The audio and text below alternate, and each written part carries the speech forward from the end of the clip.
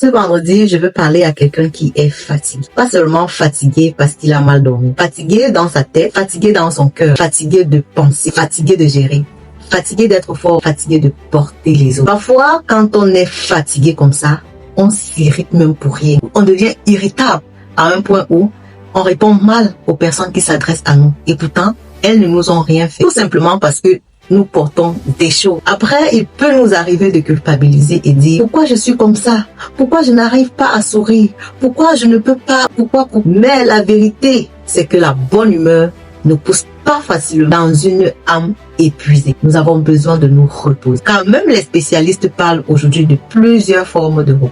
On parle du repos physique, du repos mental, du repos moral, du repos émotionnel, du repos social. Parce que oui, on peut dormir 8 heures d'affilée et se réveiller même plus fatigué que lorsqu'on se couchait.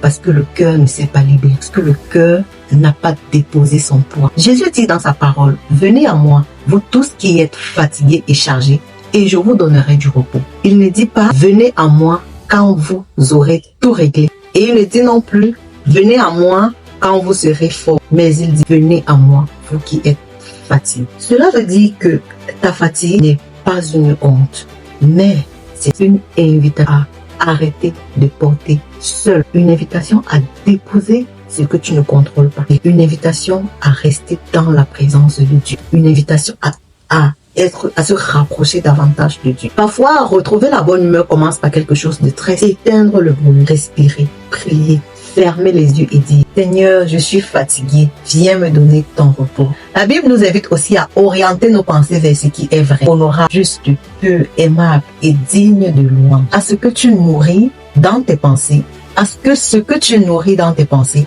finit par influencer ton humeur. Si toute la journée tu nourris ton esprit de peur, de comparaison, sois pas surpris si ton cœur devient lourd. Parce que ce que tu as porté dans ton cœur était énorme. Alors ce vendredi, je te propose un petit exercice. Pendant 10 minutes, sors un peu loin de ton téléphone. Évite les plaintes, pas de comparaison, pas de bruit inutile et concentre-toi pendant 10 minutes à respirer, à prier et à déposer tout ce qui semble lourd. Tu peux dire au Seigneur, je te donne ce qui me dépasse.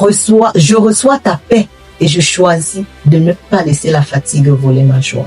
La bonne humeur n'est pas seulement dans le rire, mais elle est aussi dans la paix retrouvée. La paix que tu as perdue hier, je prie que tu la retrouves aujourd'hui. Que Dieu te donne le repos, que Dieu donne du repos à ton âme, de la douceur à tes pensées et une paix nouvelle pour entrer dans ce week-end. Si ce message t'a fait du bien, partage-le avec quelqu'un qui porte beaucoup en lui et qui est toujours silencieux. Abonne-toi et retrouvons-nous vendredi prochain. Bisous, bye bye.